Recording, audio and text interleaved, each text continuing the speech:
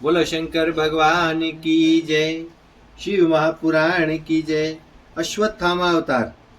नंदीश्वर बोले, हे सनत्कार, देव गुरु बृहस्पति जी के भारद्वाज पुत्र हुए। भारद्वाज के द्रोण नामक योनिज पुत्र हुए। द्रोण कौरवों के आचार्य बने। द्रोण कौरवों के 6 महारथियों में महान तथा प्रमुख थे। द्रोण ने पुत्र की प्राप्ति के लिए शिव जी की महान तपस्या की। शिव जी ने प्रसन्न होकर उन्हें महान पराक्रमी पुत्र होने का वरदान दिया। उस पुत्र का नाम अश्वत्थामा रखा गया। अश्वत्थामा ने महाभारत के युद्ध में कौरवों की सहायता की।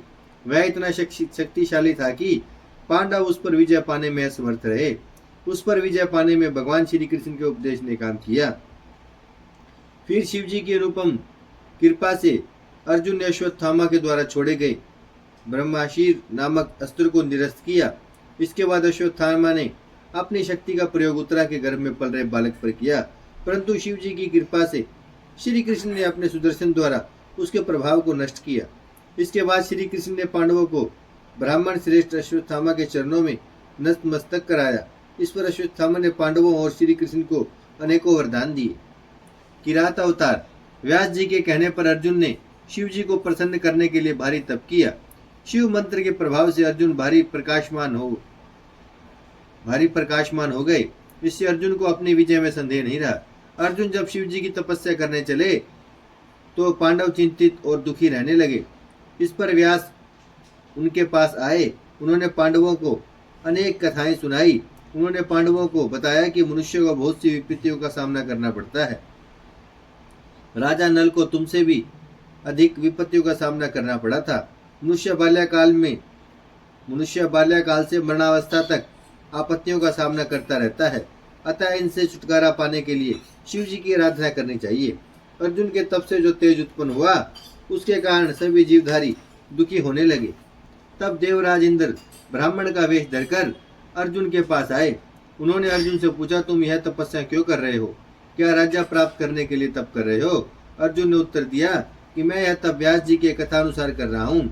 इंद्र अर्जुन के सामने अपने वास्तविक रूप में प्रकट होकर बोले कि तुम्हें शिव जी की पार्थिव विधान से पूजा करनी चाहिए।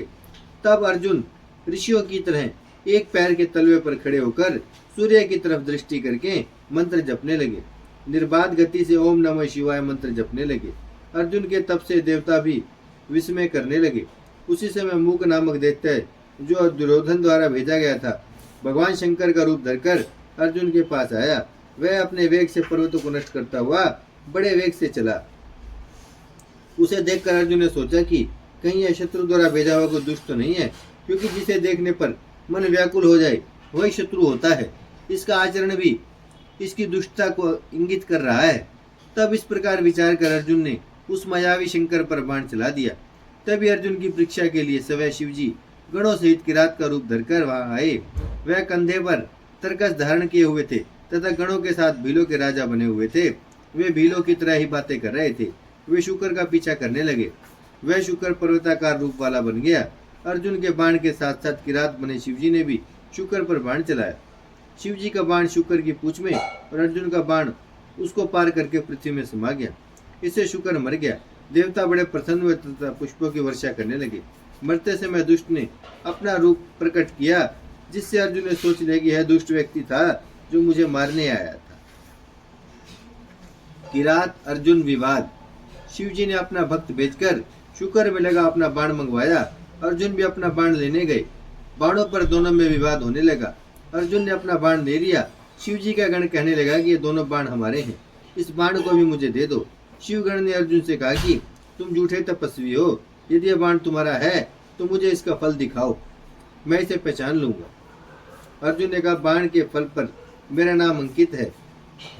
अब तुझे क्या, तेरे स्वामी को ही दिखाऊंगा। तेरे साथ मेरा युद्ध शोभा नहीं देता। तेरे स्वामी से ही मेरा युद्ध होगा। इसके बाद किरात बने शिवजी अपनी सेना लेकर अर्जुन के पास युद्ध करने को पहुंच गए। अर्जुन भी धनुष बाण लेकर युद्ध करने को तैयार हो गया। भगवान शंकर ने अपने गण को भेजकर अर्जुन से कराया कि हे तपस्वी, तुम बाण को छोड़कर चले जाओ। एक छोटे से बाण के लिए युद्ध करने पर क्यों तावले हो रहे हो?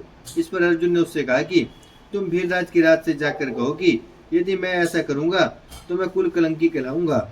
मैं युद्ध अवश्य करूंगा। भला कहीं सिंह भी भेड़ियों से भयभीत होता है?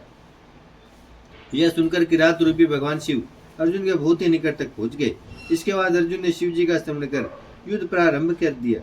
वीरराज किरात ने भी अपने पहने बाणों से अर्जुन को पीड़ा पहुंचानी प्रारंभ कर दी।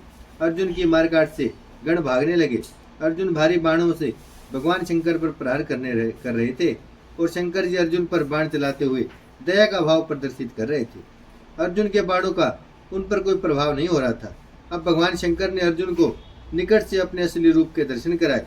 इससे अर्जुन लज्जित होकर भगवान शंकर के चरणों में लोटपोट हो गए। वह पश्चाताप करने लगे कि मैंने त्रिलोकीनाथ से युद्ध किया, हे दया के सागर मेरा अपराध क्षमा करो। इस पर भगवान शंकर अर्जुन से बोले, तू खेद मत कर, तू मेरा बड़ा भक्त है, मैं तो तेरी परीक्षा ले रहा था। तू शोक का परित्याग कर दे। हे अर्जुन, तुम इच्छा अनुसार मुझसे वर मांगो।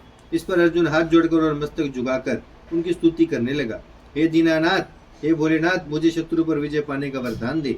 इतना कहकर अर्जुन भगवान शिव जी के चरणों में वंदना करने लगा। भगवान शंकर ने अपना दुर्गम पशुपति अस्त्र अर्जुन को देकर कहा, इससे तुम्हारी युद्ध में विजय होगी। इसके साथ ही मैं श्री कृष्ण से तुम्हारी सहायता करने के लिए कह दूंगा।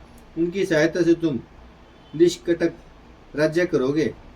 इतना कहकर अर्जुन के सिर पर आशीर्वाद का हाथ फेरकर वे अंतर ध्यान हो गए। भगवान शंकर का यह किरातावतार 88वां अवतार है। यह कथा सर्व मंगलदायक तथा सभी मनोरथों को पूर्ण करने वाली है। बोलो शंकर भगवान की जय, शिव महापुराण की जय। भजमन नारायण नारायण नारायण, श्रीमन नारायण नारायण नारायण, लक्ष्मी नारायण नारायण नारायण, सत्य नारायण नारायण नारायण। भजमन नारायण श्रीमन नारायण, लक्ष्मी नारायण सत्य नारायण, भजमन नारायण नारायण नारायण।